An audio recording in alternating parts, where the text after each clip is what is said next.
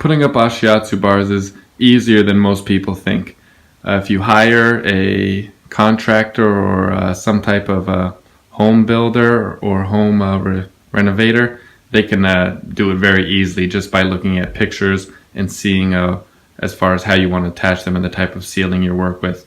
No one's ever, who's hired a professional has ever had any issues. It can also be very easy to put in yourself if you or have a friend do it if they're relatively handy and have good tools at hand that can drill holes through the wood and cut the wood to the length you need. So what we have here is 4 sets of Ashiatsu bars. The Ashiatsu bars are these thinner ones here, and 2x4s that they'll attach to. The 2x4s will get attached directly into the ceiling.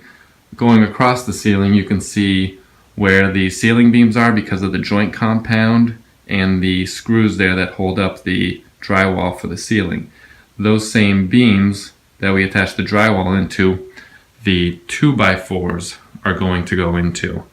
And then the Ashiatsu bars, using rods here, will attach to the 2x4. So the rods that the Ashiatsu bars are attached to do not go into the ceiling whatsoever. Screws will be going through here to hold the 2x4s up into the ceiling. And here, this is just from a previous setup. I'm going to be taking these rods out of this 2x4 to place into these longer 2x4s for this new setup.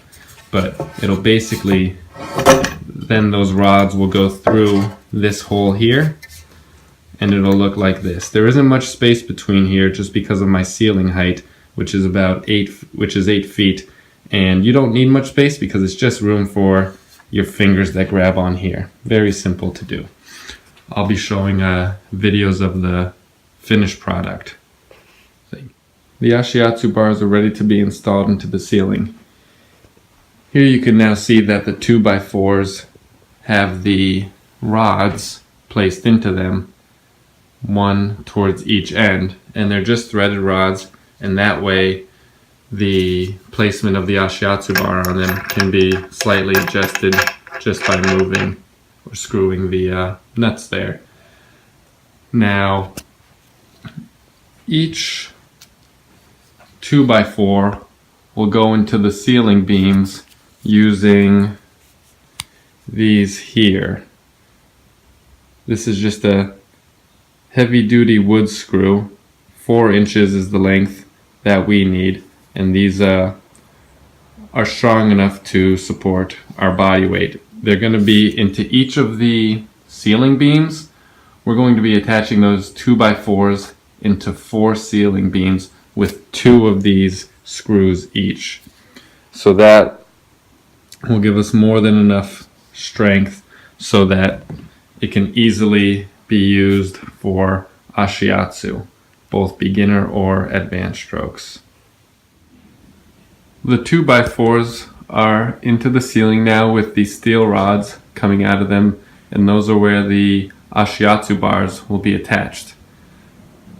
These 2x4s are held right into the ceiling beams by those wood screws there that I showed earlier in the video. There you can see them, there, and there are 4 more. Those are on each set, and those go right up into the ceiling beams. These can support thousands of pounds, so there's no worry of them falling at all under the weight of any human or massage therapist performing Ashiatsu. The steel rods are where the Ashiatsu bars will attach to once the ceiling is finished being painted, and I will show a video of that. So the only things going into the ceiling are the wood screws. Those steel rods here that you see coming out are only into the 2x4, and those go all the way through the 2x4 and are held in place with nuts and do not at all go up into the ceiling. Here you can see the completed Ashiatsu bars. The Ashiatsu bars have been installed and attached to the threaded rods. There you can see the screws are painted over. Those hold the 2x4 to the ceiling. Those screws go through the 2x4 and into the ceiling beams. The threaded rod only goes into the 2x4. The Ashiatsu bar is held firmly in place to the threaded rod. There you can see the nut that holds it from the bottom, and there's also another one over the top of the Ashiatsu bar. The nuts are recessed in so that there's no threaded rod or nut sticking out below the Ashiatsu bar or directly on top of the Ashiatsu bar. Those nuts hold the Ashiatsu bar in firm position, because as you move your hand along the Ashiatsu bar performing different strokes, you don't want the bar to wobble or wiggle and make noise, or you possibly lose balance because the bar wobbles. Because these bars are rectangular in shape, you can see that there only needs to be one threaded rod at each end of each Ashiatsu bar. The rectangular shape makes these bars much stronger than a traditional cylindrical shaped wood dowel. When you see pictures of traditional round Ashiatsu bars, they have to be supported in 4 to 5 spots depending on their length, because they'll break if you were to hold your weight from them, or they'll bow and bend a lot if you hang your weight slightly away from the round bars. This rectangular shape is much stronger, so you don't need as much support. These threaded rods are also shorter. If the ceiling were, say, 1.5 to 2 feet higher, to have the bars set at this height from the floor, those threaded rods would need to be 1.5 to 2 feet higher to attach into the ceiling. That would make the bars a little less strong, especially side to side. So you would want to put a third set of threaded rods directly through the middle of the bars, providing more strength and support to the Ashiatsu bars. You could also add a support bracket at the end of the bars attaching into the wall. You can see that shown in your manual in the bar installation section. The threaded rod here is a 1/4 inch threaded rod.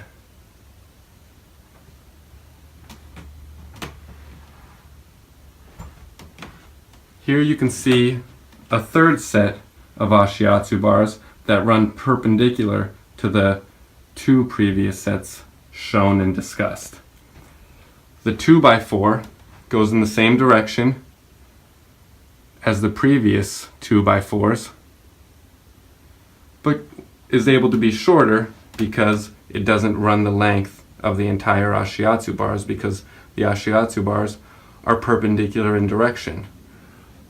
But there you can see the wood screws that they support the entire structure. Those are what go into the ceiling beam above the ceiling. And then the threaded rods only go up into the 2x4 there. The threaded rods again do not go up into the ceiling, and those are 1/4 inch threaded rods.